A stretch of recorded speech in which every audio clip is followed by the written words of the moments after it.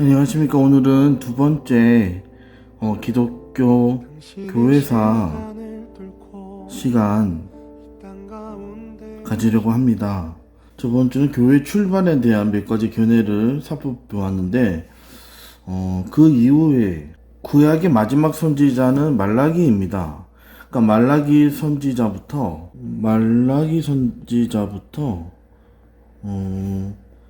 예수님이 오시기 전까지, 예수께서 오시기 전까지, 초림까지 400년의 기간이 있습니다. 400년.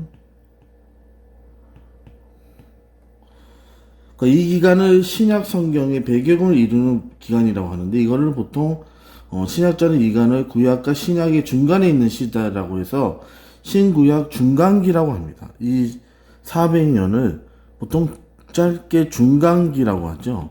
신구약 중간기. 들어보셨는 분들도 많이 있겠습니다만은. 그래서 신약과 구약에 전혀 그러니까 성경에 나와 있지 않는 부분. 그래서 신구약 중간기인데 이 부분은 신약에 그러니까 성경에 전혀 이 부분은 언급이 되어 있지 않습니다. 근데 우리가 신약 성경을 이해하기 위해서는, 그러니까 구약이 끝나고 신약이 들어가죠. 근데 이 중간에 중간기가 있지 않습니까? 근데 이 400년이라는 시간을 어떤 일이 있었는지는 신약을 이해하기 위해서는 굉장히 중요합니다. 왜냐하면 이 400년 동안에 예수 그리스도께서 오시기 위한, 복음을 전하기 위한 그 기본을 닦는 시간이었습니다. 그렇기 때문에 우리가 이 400년 시간을 어떻게 하나님께서 만들어 가셨는지를 우리가 아는 것은 굉장히 중요합니다. 그래서 보통 우리가 이 400년 동안을 여러분들이 그런 단어나 여러 가지 있었던 역사적인 사건들을 너무 모르기 때문에 우리가 신약 성경을 제대로 이해하지 못하는 경우들이 너무도 많이 있습니다. 그렇기 때문에 오늘 그런 부분에 대해서, 그러니까 복음 전파를 위해서 하나님께서 어떠한 것을 중간기 동안에 예비하신 것들이 있는지를 우리가 이 시간은 배워보려고 합니다. 그래서 여러분들께서 하나님께서 어떤 것들을 예비해 두셨는지 이 시간 알아보도록 하겠습니다.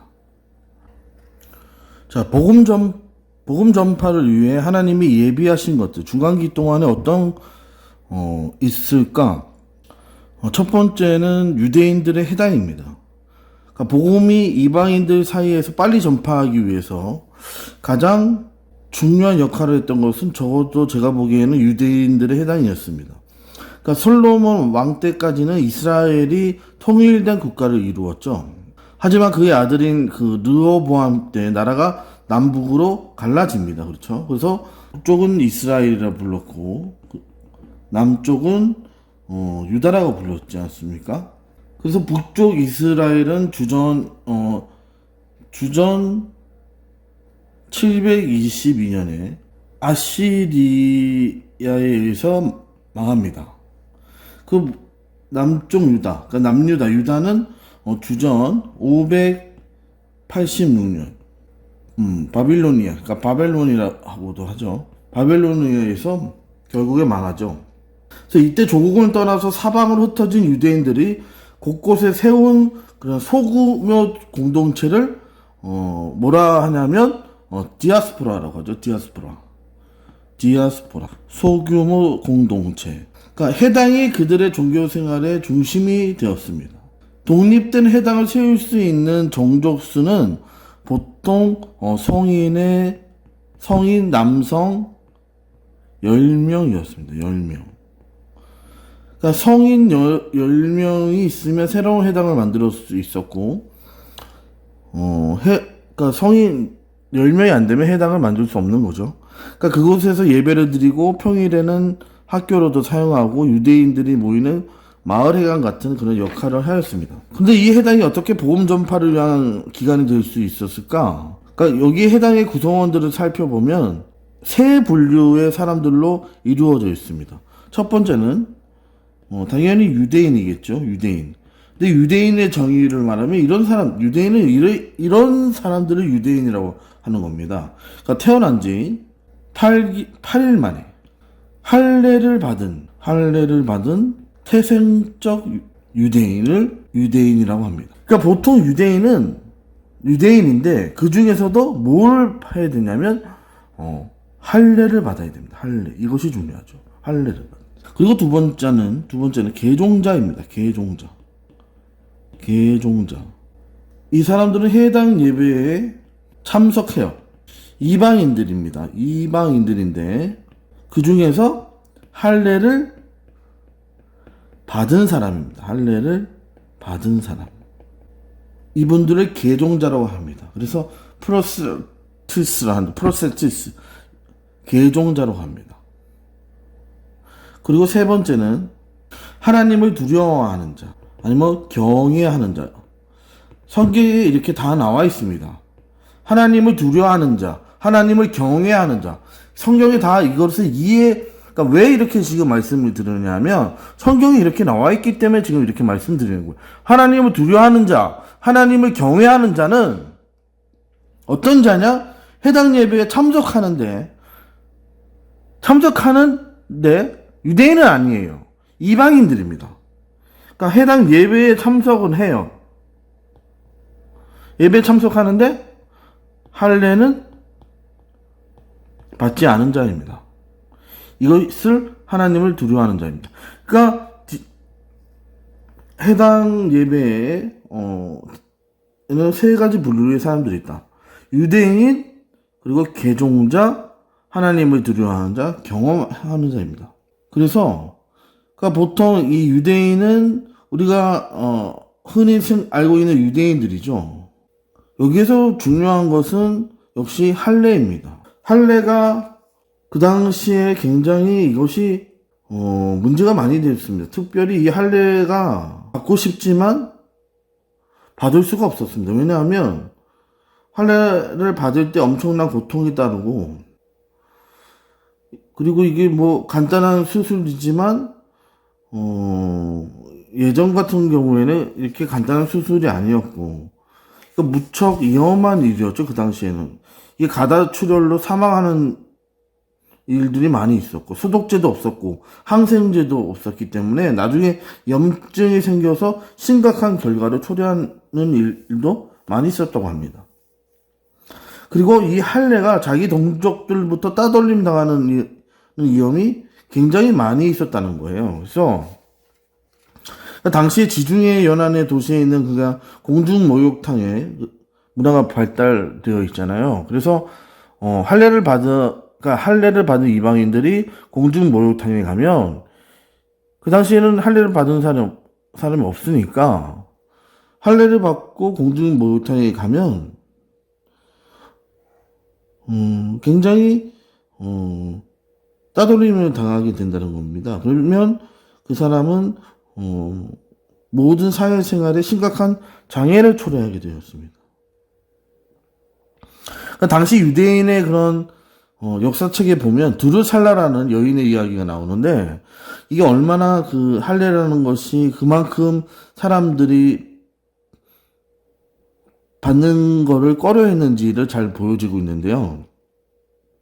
이 여인이 이방 지역에서 살아가는 유대인 여자였는데 젊은 나이에 가부가 되었습니다.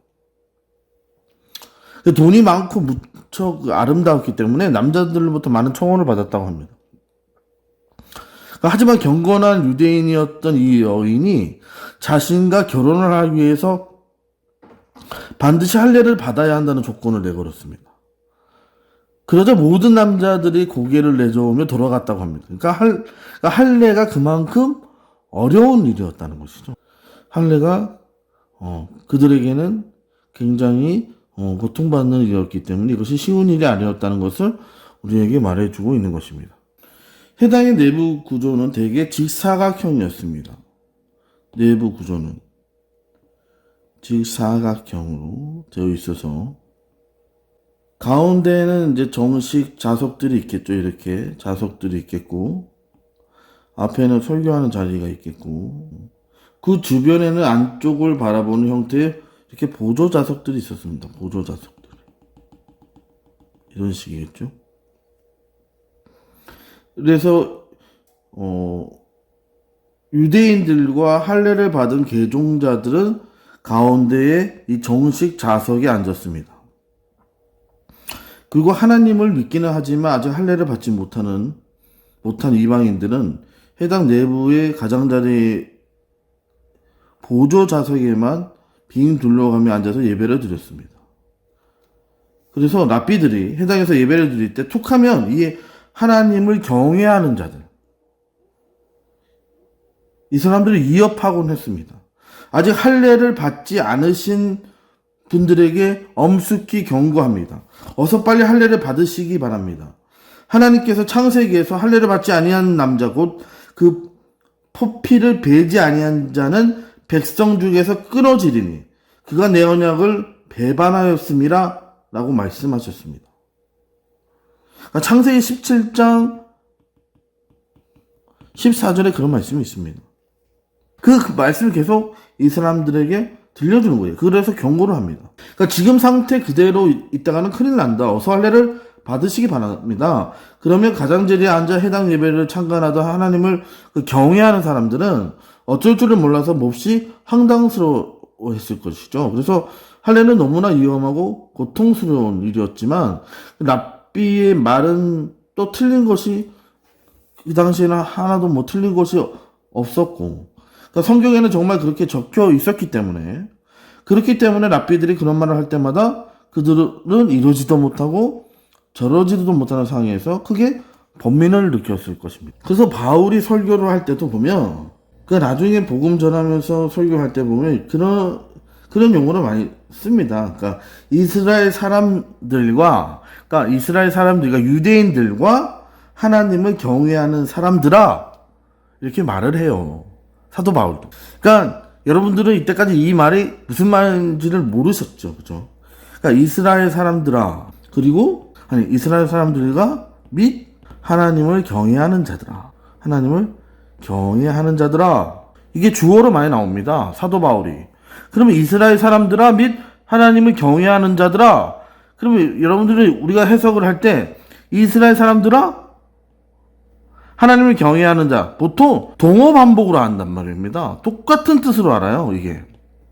그러니까 전혀 다른 뜻입니다. 전혀 다른 두 종류의 사람들을 지칭하는 것입니다. 이거는 유대인들, 태생적 유대인을 말하는 것이고 이것은 아까도 말씀드렸지만 이방인들 중에 개종한 자들이죠.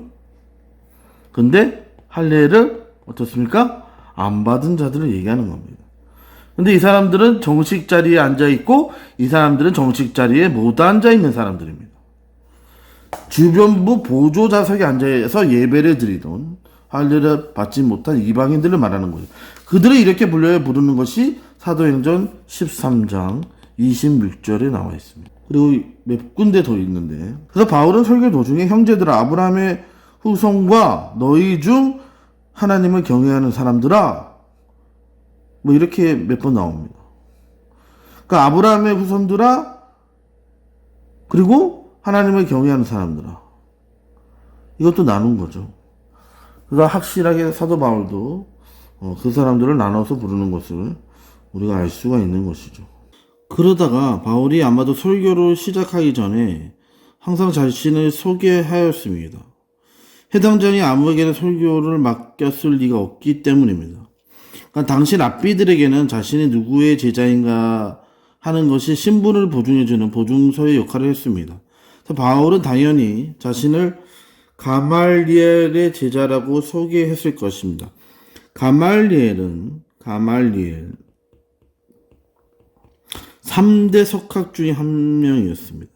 3대 한 명이었거든요. 그러니까 자신을 가말리엘의 제자라고 했을 때 회중들 사이에는 커다란 운성거림이 있었을 것이고 왜냐하면 가말리엘은 당시 예루살렘에서 최고의 랍비들 중에 한 명이었고 3대 석각 중 한 명이었고 훗날 주 70년에 예루살렘 성전이 무너졌을 때 요하난 벤 자카이라는 랍비가 예루살렘에 있었습니다. 그는 기지를 발휘해서 성을 탈출해서 율법 중심의 새로운 유대교를 창설하고 그 수장이 됩니다. 그리고 그의 뒤를 이어서 가멜리엘 2세라는 사람이 새로운 유대교를 책임지게 되는데 그가 바로 사도 바울의 스승이었던 가말리엘 1세의 손자였습니다. 그래서 어떤 사람들은 만약 사도 바울이 개종을 하지 않았더라면 그가 유대교의 수장이 될 수도 있었을 것이라고 말합니다. 그러니까 그 정도로 가말리엘은 유대인들 사이에서 명성이 높은 사람이었습니다. 그러니까 그 가멜리엘의 제자가 오늘 설교를 한다고 하면 회중들은 숨을 죽였을 것입니다. 가운데 정식 좌석에 앉아있던 아브라함의 자손들은 은혜롭고 유익한 설교를 듣기 위해 바울에게서 눈을 떼지 못했을 것이에요. 반면 가장자리에 보조 좌석에 앉아있던 하나님을 경외하는 사람들은 바울이 혹시 자신들에게 할례를 강요하며 자신들을 또 괴롭히지는 않을까 걱정하며 눈을 질끈 감았을지도 모릅니다. 그런데 그렇게 해서 시작된 사도 바울의 메시지가 어떤 것이었습니까? 하나님께서 선지자를 통해서 약속하셨던 메시아가 드디어 세상에 오셨는데 그분이 바로 예수님이시고 이제는 그분을 믿기만 하면 이방인들이 할례를 받지 않아도 하나님의 자녀가 될 수 있다고 그가 복음을 전하기 시작하는 겁니다. 할례를 받지 않아도 된다라는 말을 그들이 들었습니다. 그러니까 그 말을 들었을 때 하나님을 경외하는 사람들은 자신들의 길을 의심했을 것입니다. 그러니까 평소에 자신들의 랍비는 그런 이야기를 한 적이 없거든요. 근데 이 사도 바울이 그렇지 않다가 이제는 할례를 받지 않아도 된다라고 말하기 시작하는 겁니다. 할례를 받지 않아도 된다. 할례를 받지 않아도 하나님의 자녀가 될 수 있다라고 말하기 시작하는 겁니다.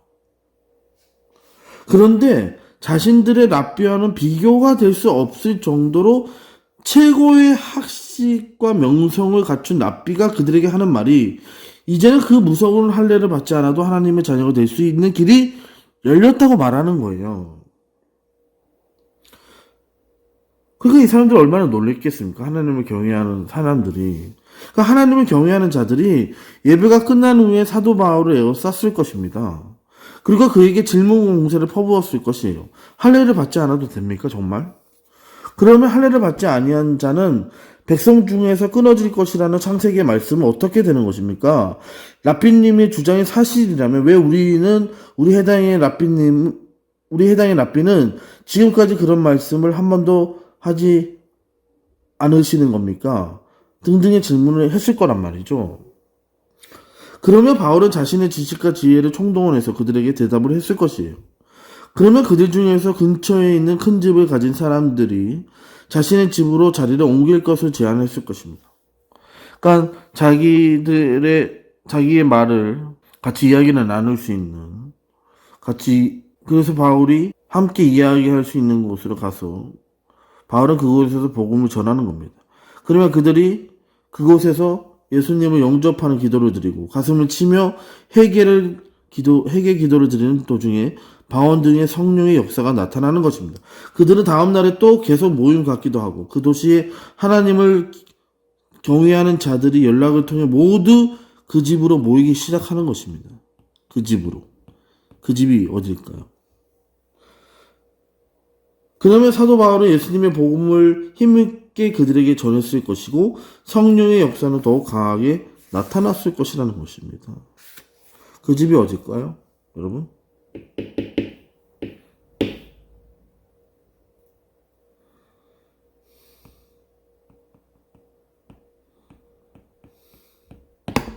여기가 되는 것입니다.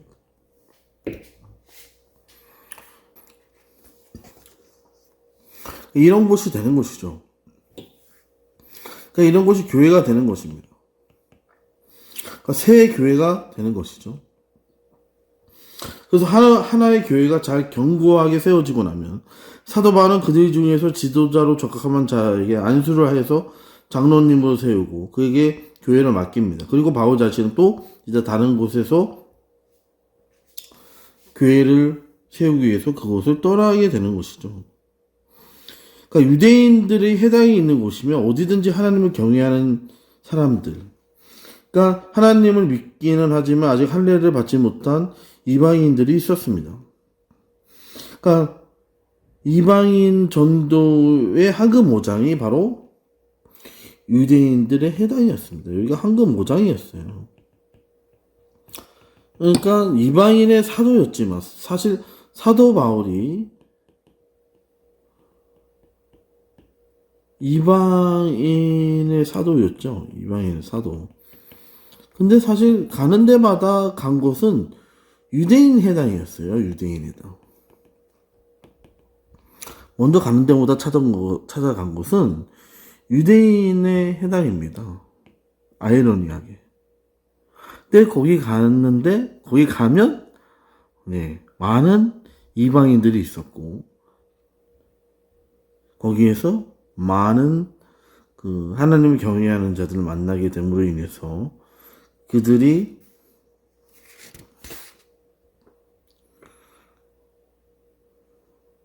주님께 돌아오는 그들로 통해서 새로운 교회들이 세워지고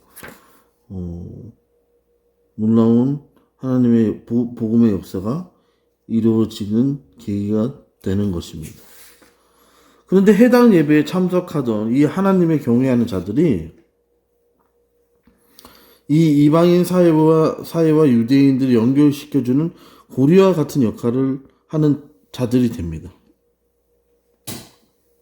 그러니까 오늘날 외국의 한인교회에서도 현지의 외국인들이 몇 명씩 출석하는 경우가 있는데 그들은 한국인 공동체와 그곳 사회를 연결시켜주는 중요한 역할을 하지 않습니까? 그런데 사도 바울이 해당에서 전도를 하고 난 다음에 그 이방인들이 대부분 다시 해당에 나오지 않는 겁니다. 당연하겠죠.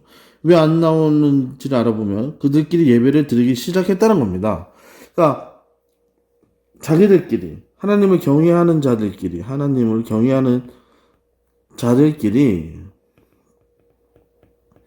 자기들끼리 예배하는 거예요. 그 소식을 들은 유대인들은 바울에 대해서 극심한 분노를 가지는 겁니다. 그러니까 교인배에 간 거가 되는 거예요. 그러니까 사도 바울이 왔다 가면 사람들이 다 없어지는 거예요. 그래서 그토록 유대인들이 사도 바울을 싫어하게 되는 겁니다. 교인배 가거든요, 자꾸.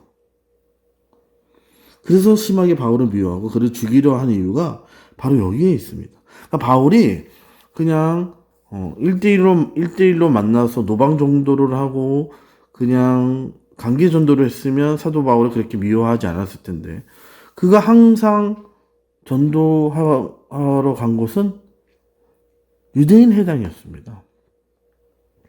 유대인 회당 가서 말씀 전하다가 거기에 있는 특별히 하나님을 경외하는 자, 이방인들 다 데리고 가버렸거든요. 그러다 보니까 그렇게 그 사람들이 유대인들이 싫어하게 된 계기가 바로 거기에 있는 것입니다. 하나님을 경외하는 자들과 관련해서 설명하고 싶은 것이 또 한 가지 있습니다. 그것은 예수님께서 성전을 청결하게 하신 사건, 잘 아시겠습니다. 그러니까 예수님께서 성전 청결 사건과 하나님을 경외하는 자 사이의 관계입니다. 성전 청결 사건. 성전을 청결하게 하신 사건은 4개의 복음서 모두에 기록되어 있는데, 그런데 성전의 뜰은 크게 세 부분으로 나누어져 있습니다. 이거는 여러분들이 굉장히 좀 잘 알 필요가 있습니다. 근데 좀 중요한 부분인데요. 유대인 남자들의 뜰이 있습니다. 유대인 남자들의 뜰. 성전 건물과 가장 가까운 안쪽 부분. 그러니까 성전의 건물과 가장 가까운 성전 건물과 가장 가까운 안쪽 부분 남자들의 뜰이었습니다. 이방인 중에서도 하나님을 믿어 할례를 받은 자들, 즉 이방인 개종자들은 혈통적인 유대인 남자들처럼 이곳까지 들어와서 예배에 참여할 수 있었습니다. 물론 그들이 이곳에 들어가려면 랍비가 발행한 정식 할례 증서를 보여주어야 했습니다. 그래서 혹시 다른 사람들이 이곳에 들어올 경우에 그들은 죽음의 형벌을 피할 수 없었습니다. 그것은 심지어 로마인이라 할지라도 예외가 없었습니다. 그러니까 몇 년 전에 성전을 발굴하다가 남자들의 뜰 입구에 붙여놓았던 금속으로 만든 경고장이 발견되었는데 그곳에는 할례를 받지 않은 자가 유대인의 남자들 뜰에 들어올 경우 로마인이라 할지라도 죽음을 면치 못할 것이라고 적혀 있었다고 합니다. 그리고 두 번째는 이번에는 여인들의 뜰이 있습니다. 여인들의 뜰. 지금 성전의 뜰입니다. 이게 성전의 뜰. 그 다음 공간이겠죠. 그 다음 공간. 여기에는 13개의 헌금함이 놓여 있습니다. 13개의 헌금함이 놓여 있습니다.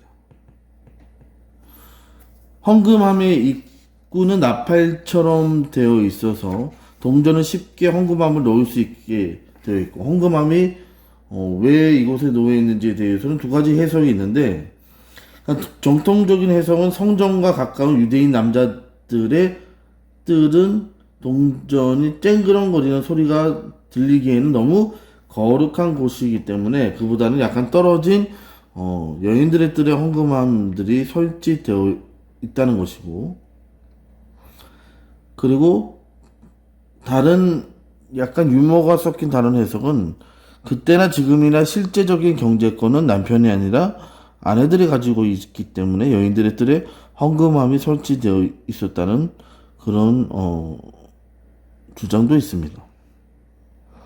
그리고 세 번째는 이방인의 뜰이 있습니다. 이방인의 뜰. 가장 주변부에 있던 곳이겠죠. 가장 주변부에. 이방인들 중에서 하나님을 믿기는 하지만 아직 할례를 받지 못한 자들. 즉, 우리가 위해서, 하나님을 경외하는 사람들을 위한 공간이겠죠. 그런데 유대인들은 자신 가족들이 예배를 드린 장소는 깨끗하게 유지를 했지만 이방인들의 뜰은 여기가 뭐냐면 장사하는 곳으로 만들어 버렸습니다. 여기가 이방인의 뜰을 장사하는 곳으로 뭔가 좀 유추가 되시죠, 여러분? 장사하는 곳으로 만들어 버려. 성전뜰에서 이방인의 뜰은 장사하는 곳으로 만들어 버렸습니다. 그러니까 비싼 권리금을 받고 상인들에게 자리를 내어주었어요. 그 결과 하나님을 믿는 이방인들은 먼 곳에서 예루살렘까지 고생을 하며 찾아왔지만 하나님께 예배를 드릴 수 있는 공간을 얻지 못했습니다. 왜냐하면 장사하는 곳으로 만들어버렸으니까 장사치들이 거기서 장사를 하고 있는. 그들은 돈 바꾸는 자들과 짐승들 사이에서 이리저리 쫓겨다니며 예배를 드려야 했습니다. 그래서 예수님께서 이 광경을 보시고 크게 분노하신 것입니다. 그래서 예수님께서 이것을 보시고 내 집은 만민이 기도하는 집이라. 청함을 받으리라고 하지 아니하느냐. 너희는 강도의 구려를 만들었노라 하고 말씀하신 겁니다. 만민이 기도하는 집이라. 표현을 쓰신 이유는 지금 유대인들이 장사를 하고 있는 그 장소가 원래 이방인들을 위한 공간이었거든요. 거기 이방인의 뜰, 그것을 주변부, 하나님을 경외하는 자들, 거기 그 자들이 예배하는 곳이었는데 거기를 권리금을 주고 장사하는 자들에게 내놓았기 때문에 거기를 말하는 것입니다. 이해가 되시죠, 여러분? 왜 주님께서 그렇게 말씀하셨는지. 그 이방인의 뜰, 하나님의 경외하는 자들이 예배하는 곳이었습니다. 그러니까 유대인들의 해당에 출입하는 이방인들 중에는 하나님을 믿기는 하지만 아직 할례를 받지 않은 하나님을 경외하는 자들이 있었고, 그들은 전도를 위한 황금 어장이었다. 그러니까 유대인들의 해당은 사도 바울에게는 황금 어장이었습니다. 이들을 통해서 초기의 기독교는 폭발적으로 성장할 수 있었기 때문에 복음 전파를 위해서 하나님이 예비하신 분들이 유대인들의 해당이 되는 것입니다. 첫 번째가 이것이 되겠습니다. 갈라디아서 4장 4절에 보면 때가 참에 하나님이 그 아들을 보내사 여자에게서 나게 하시라고 말씀합니다. 그래서 하나님께서 효과적인 복음 전파를 위해서 미리 예비해 놓으신 이들 중에 두 번째 꼽을 수 있는 것은 알렉산더 대왕을 통한 언어의 통일이라고 볼 수 있습니다.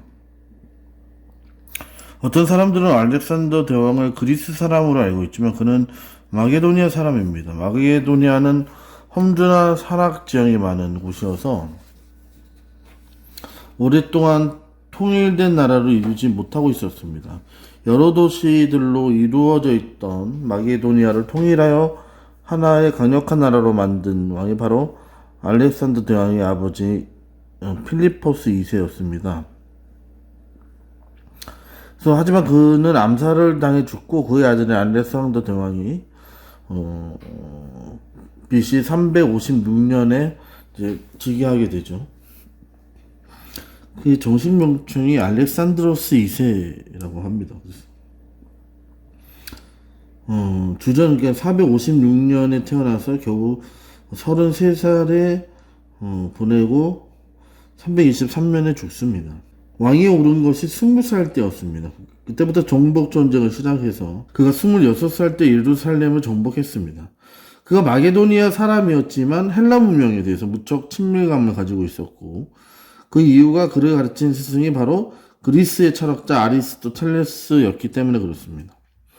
그는 스승을 통해서 그리스 문화와 문명을 받아들이고, 그렇기 때문에 그 문명의 가치를 높이 평가하고 있었고, 그래서 알렉산더가 정복한 모든 곳에서는 헬라어가 공용어가 되었습니다. 정복하는 곳은 헬라어가 공용어가 되었습니다. 이것은 복음 전파에 엄청난 유익을 가져다 주는 계기가 됩니다. 언어의 통일이 얼마나 중요한 일이었는가 하면 초기 기독교가 번성했던 지역과 헬라어가 공용어였던 지역이 거의 정확히 겹친다는 사실이 잘 말해주고 있습니다. 만약 알렉산더를 통한 언어의 통일이 이루어지지 않았다면 초대교회의 선교사들은 전도에 심한 어려움을 겪었을 거예요. 그러니까 어떤 지역을 복음화하기 위해서는 우선 오랜 기간에 걸쳐서 해당 지역의 언어를 배워야 했을 것이니까요. 그런 다음에 그 언어로 전도를 하고, 문자가 없는 경우에는 문자를 만들어줘야 됐고, 그 문자로 성경을 번역해주고, 작업을 가는 것보다 반복해야 했을 것인데, 그것은 선교사의 인생 전체를 쏟아부어야 하는 일이었습니다. 그러니까 하지만 하나님께서 미리 알렉산더를 통해서 언어를 전부 통일시켜 주셨기 때문에 그런 수고를 하지 않는다는 것은 대단한 것이죠. 여러분도 아시다시피. 그러니까 여러분들이 영어를 하나 마스터하기 위해서 얼마나 어려움이 있습니까? 근데 그런 언어가 통일되어 있었기 때문에 그 모든 제자들이 언어적인 부분에서 전혀 어려움 당하지 않고 그들이 말씀을 전할 수 있고 선포할 수 있었다는 것은 정말 대단한 일이 아닐 수 없습니다. 헬라의 종류를 간단하게 설명하면 각 시대의 헬라어는 그것을 사용하는 사회 계층에 따라서 상류층들이 사용하는 고급 헬라어와 일반인들이 사용했던 보통 헬라어로 나눌 수 있습니다. 그러니까 소크라테스나 플라톤이나 아리스토텔레스 등이 활약했던 주전 4세기, 5세기의 고급 헬라어를 흔히 에틱 헬라어라고 부릅니다. 그러니까 그 당시에도 일반 서민들은 나름대로의 쉬운 헬라어를 사용했겠지만 그들의 헬라어는 기록으로 남겨져 있지 않았기 때문에 특별한 이름을 가지고 있지 않았습니다. 그 이유는 고대로 갈수록 기록 연구의 값이 비쌌기 때문에 중하층민들은 그들의 언어를 기록으로 남기기 힘들었기 때문에 그렇습니다. 그리고 예수님 당시의 고급 헬라어를 헬레니스틱 그릭이라고 부르는데 우리말로 굳이 번역하면 헬라적 헬라어 정도 되겠지만 헬레스틱 그릭이라고 번역하면 되는데 그건 예수님 당시에 일반 헬라어를 코인의 그릭이라고 부릅니다. 성경은 하나님 말씀으로 매우 고상하고 품위 있는 에틱 헬라어나 헬레니스틱으로 그릭으로 적혀 있을 것 같지만 실제로는 코인의 그릭으로 적혔습니다. 그래서 하나님께서 모든 사람들의 성경의 내용을 이해할 수 있도록 하기 위해서 쉬운 헬라어로 성경이 기록되게 하신 것입니다. 그래서 초대교회 구성원들 중 다수가 중하류층이었죠. 만약 성경이 고급 헬라어로 기록되었다면 그들이 성경이 낭독될 때 그 의미를 이해하기가 힘들었을 것입니다. 그렇기 때문에 이 헬라어, 쉬운 헬라어로 기록함으로 인해서 모든 사람들이 읽고 쓰기에 문제가 없었다는 것이 굉장히 그들에게는 중요했던 것입니다. 또 중요한 것이 뭐냐면 예수님 오시기 전에 하나님께서 예비하신 것들 중에 또 필요한 것이 히브리어 성경의 헬라어 번역이 포함됩니다. 알렉산더 대왕이 죽은 후에 그러니까 구약 성경이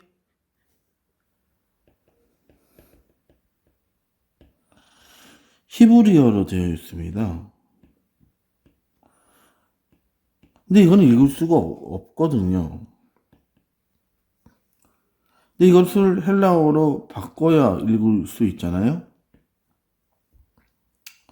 그러니까 알렉산더 대왕이 죽은 후에 나라는 넷으로 나누어집니다. 시아에 있던 4명의 장군들이 영토를 넷으로 나눠 다스리게 되는데 이들이 서로 좌우을 겨루다가 주전 275년에 안티고노스, 셀루키드 그리고 톨레미 가문의 세 왕조가 확립되었습니다. 그래서 안티고노스 왕조는 마게도니아와 그리스 지역을 통치했고 셀루키드는 시리아 지역 그리고 톨레미 왕조가 이집트 지역을 통치했습니다. 각 왕조의 이름은 알렉산더 대왕과 함께 싸웠던 장군들의 이름이죠. 그래서 유대인들의 고향인 팔레스타인 지역은 톨레미 왕조의 지배를 받았습니다. 톨레미 왕조는 알렉산더가 죽은 후에 주전 323년부터 주전 198년까지 유대인들을 지배했어요. 그 시기에 유대인들의 성경이 헬라어로 번역이 됩니다. 그러니까 이집트의 알렉산드리아에는 큰 도서관이 있었죠. 아주 유명하지 않습니까? 그 알렉산드리아 도서관. 유대인들의 고대 서적인 아리스테아스의 편지에 따르자면 그 데메트라우스라는 사람이 그 도서관을 맡고 있었을 때 히브리어 성경의 번역 작업이 이루어졌다고 합니다. 그가 히브리어 성경을 국가 예산으로 번역할 것을 톨레미 왕에게 요청했고 결국 그의 승낙을 얻어서 번역 작업이 이루어집니다. 그 성경이 바로 70인역이죠. 70인역. 그러니까 예수님께서 성경을 보셨을 거 아니에요. 그죠? 그러니까 옛날에 그 초대교회 때도 성경을 봤잖아요. 성경을 봤다는 거는 구약 성경을 봤다는 거잖아요. 그게 헬라어로 된 구약 성경을 본 겁니다. 그게 바로 이 알렉산드리아 큰 도서관 그때 번역가 톨레미 왕조에 의해서 된 그 성경입니다. 이게 70인역이에요. 70인역. 70인의 그 천재들, 여러 천재들이 만든 70인역. 구약 성경이죠. 이 성경이 구약 만들어졌기 때문에 그들이 성경을 헬라어로 번역된 성경을 볼 수 있었다. 그래서 그것이 굉장히 그들에게는 도움이 되었고 이것이 얼마나 완벽했냐면 이 70인역은 거의 지금도 거의 완벽한 해석이라고 보고 있습니다. 이철 셉투아 진트라고도 부르기도 하는데 70이라는 숫자가 셉투아 진트라고 하거든요. 그래서 셉투아 진트라고 부르기도 하고요. 원래는 72명이었다고도 하는데 한 지파에서 6명씩 12지파에서 학자들이 차출되었기 때문에 72명이 맞습니다. 하지만 유대인들이 이 성경을 72인경을 부르지 않고 72인경이라고 부르는 데는 그 이유는 유대인들이 흔히 단위의 숫자는 생략해버리는 습관이 있기 때문에 그렇다고 합니다. 그래서 72년이 있었기 때문에 신약시대의 성도들이 구약 성경을 읽을 수 있었고 초대교회 성도들 중 대다수는 이방인들이었고 그래서 이 히브리어를 몰랐겠죠. 그 유대인들도 거의 그 당시에는 히브리어를 읽을 수 없었습니다, 사실. 그러니까 히브리어 성경을 읽을 수 있는 사람들이 서기관과 바리새인들인데 그들이 그토록 귀하게 대접을 받았던 게 그 히브리어를 읽을 수 있다는 거였기 때문에 그것이 또 그게 계층 간의 차별을 두는 그런 일들이 되어서 그것 또한 문제가 되었습니다. 그래서 70인경이 있었기 때문에 초대교회의 성경을 완벽한 성경이 그 당시에도 완벽한 성경이 그 당시에 있었다는 것은 정말 놀라운 일이었다고 보는 것이죠. 복음의 신속한 전파를 위해서 하나님께서 신구약 중간기 시대에 이루어 놓으신 일들 중에는 로마 제국을 통한 정치적 안정도 포함됩니다. 복음이 처음 세계 각국으로 전해질 당시 지중해 주변은 모두 로마 제국에 속해 있었습니다. 흔히 주 1, 2세기를 로마의 평화, 팍스 로마나라고 부르죠. 그래서 팍스 로마나는 좁게는 아우구스투스가 제국 전체를 평정한 후에 계속 이어진 소위 오현재 시대를 가리키는 용어라고 하죠, 보통. 그래서 주전 2세기까지만 해도 카르타고의 한니발 등이 로마를 위협했지만, 그가 로마의 스키피오에게 패한 후에는 로마가 지중해 연안을 완전히 장악할 수 있었습니다. 그리고 그들은 지중해를 우리의 바다 라고 불렀습니다. 로마가 기독교 전파 사이의 관계를 지적하기 전에 우선 당시 그리스인과 로마인 사이의 경쟁심을 지적해야 합니다.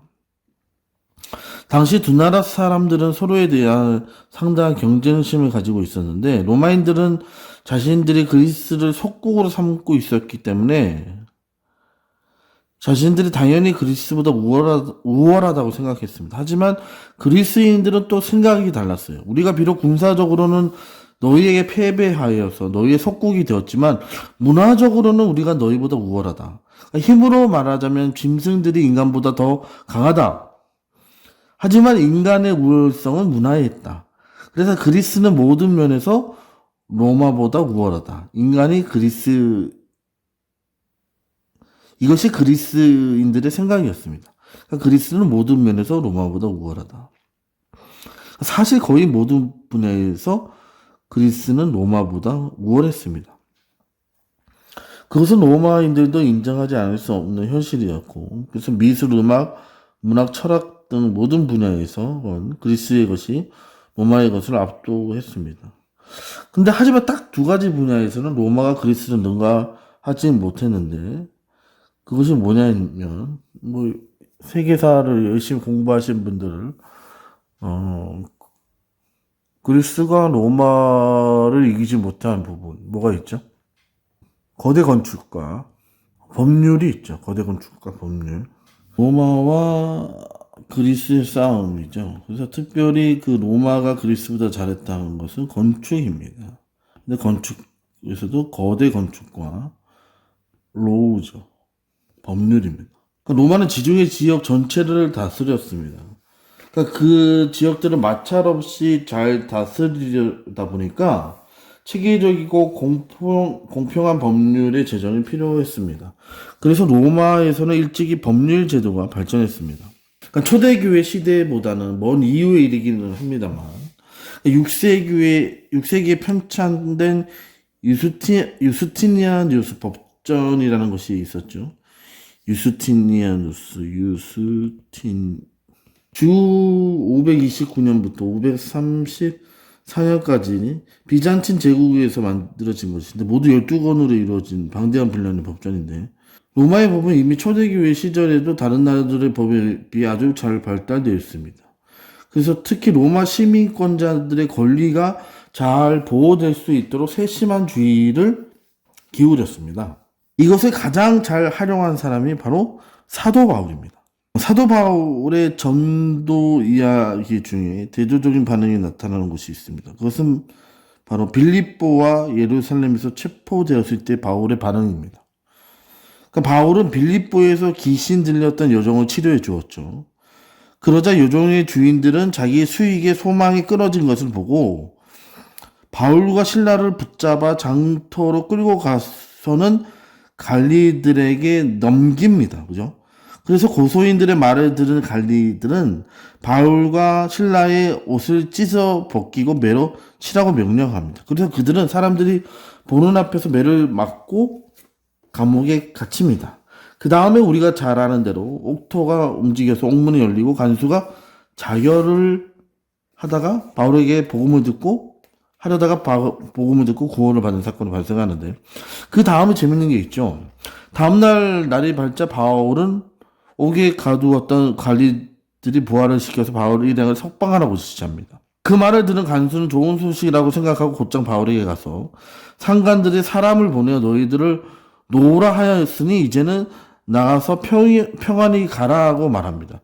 그러자 바울은 이렇게 감사할 때가 있나 정말 감사합니다 하고 기뻐하는 것이 아니라 로마 사람인 우리를 죄도 정하지 아니하고 공중 앞에서 때리고 옥에 가두었다가 이제는 가만히 내보내고자 하느냐. 그들이 친히 와서 우리를 데리고 나가야 하리라. 큰 소리칩니다. 그러니까 당시 로마법은 로마 시민권자와 기타의 사람들을 엄격히 구분하고 있었습니다. 로마 시민권을 가진 사람은 정식 재판을 거쳐서 유죄가 확정되지 않는 이상 태형을 당할 수가 없었거든요. 그러니까 그때의 법은 로마 시민권자를 굉장히 보호하던 법이었습니다. 재판을 거쳐서 태형을 해야 되는데 그냥 재판도 거치지 않고 태형을 했습니다. 지금 그거에 대해서 사도 바울이 얘기하는 겁니다. 그런데 시민권자인 바울을 사람들 앞에서 실컷 때렸으니까 책임자들은 엄청난 잘못을 너들이 저지른 거다. 부하들이 상관들에게 바울이 로마 시민권자라는 사실을 보고하자 상관들이 크게 두려워하죠. 그리고 그 길로 당장 바울들에게 와서 용서를 빕니다. 그곳을 떠나 줄 것을 바울 일행에게 공손하게 요청합니다. 비슷한 상황이 바울이 제3차 전도 여행을 마친 후에 예루살렘에 왔을 때도 발생합니다. 그때 이야기는 성경을 또 있죠. 근데 이번에도 바울은 로마인들에게 잡힙니다. 바울이 대처하는 방식이 빌립보에 있을 때와는 또 다릅니다. 바울은 빌립보에서는 무방비로 매를 다 맞았고 하지만 이번에는 군사들이 신문하기 위해 가죽줄로 그를 묶으려 하자 백부장에게 너희가 로마 시민 된 자를 죄도 구하지 아니하고 채찍질할 수 있느냐 하고 묻습니다. 그러자 그들은 바울을 더 이상 괴롭히지 못합니다. 바울은 빌립보에서는 자신의 권리를 제대로 행사하지 못했지만 예루살렘에서는 다른 모습을 보여주죠. 이 차이에 대한 해석은 두 가지가 있습니다. 첫 번째는 단순하게 빌립보에서는 자신의 권리를 주장할 겨를이 없었다. 자신의 권리를 주장할 겨를이 없었다. 그것이 실수였다는 걸 깨닫고 예루살렘에서는 권리를 행사했다. 그렇지만 예루살렘에 가서 저는 행사했다. 또 다른 견해는 바울이 빌립보에서는 자신 로마 시민권자의 권리를 잊고 있을 리 없었다는 거죠. 이럴 리가 없었다. 자기가 시민권자인데 이럴 리 없다. 이럴 리가 없다. 다만 빌립보에서는 이방인들에게 둘러싸여 있었고 자신의 권리를 너무 강하게 주장하는 모습을 보이는 것이 은혜롭지가 않기 때문에 복음을 위해서 기꺼이 고난을 당하는 모습을 보여주었지만 예루살렘에서는 복음을 대적하는 유대인들 앞에서는 약한 모습을 보이고 싶지 않아서 기꺼이 자신의 권리를 행사했다는 주장입니다. 빌립보에서는 이방인들에게 둘러싸여 있었기 때문에 자신의 권리를 너무 강하게 주장하는 모습을 보이는 것이 은혜롭지가 않기 때문에 일부러 복음을 위해서 기꺼이 고난당하는 모습을 보여줬지만 예루살렘에서는 복음을 대적하는 유대인들 앞에서 약한 모습을 보이지 싶지 않아서 기꺼이 자신의 권리를 행사했다는 주장. 이 가운데 어떤 것이 더 나은지는 잘 모르겠습니다. 하여튼 간에 그를 위해서 바울의 시민권이 긍정적인 역할을 한 것은 틀림이 없습니다. 그러니까 그가 이 시민권자로서 로마 시민권자로서 그가 예수님의 십자가도 로마의 법제도 때문에 발생한 사건인데 여러 가지 그가 주님의 말씀을 선포하고 다니면서 이 법안에서 그가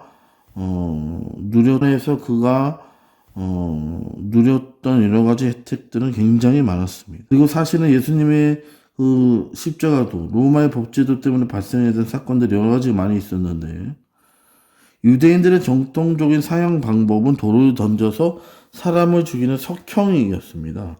그러니까 만약 당시 이스라엘이 로마의 식민지가 아니었다면 예수님께서는 유대인들에 의해서 석형을 당해 죽으셨을 겁니다. 하지만 그렇게 되면 그리스도께서 나무에 달려서 우리의 저주를 없애주신다는 이유는 이루어질 수 없었을 것이죠. 그래서 다음 주 바리새인들이 어떤 사람인지 바리새인들은 어떻게 탄생했고 사두개인은 어떻게 탄생했는지 이런 부분들을 다음 시간에 하려고 합니다. 유대교의 내분파에 대해서 이야기를 합니다. 다음 시간이 좀 재미있을 것 같아요. 그래서 다음 시간에 이 부분에 대해서 알아보도록 하겠습니다. 들어주셔서 감사합니다.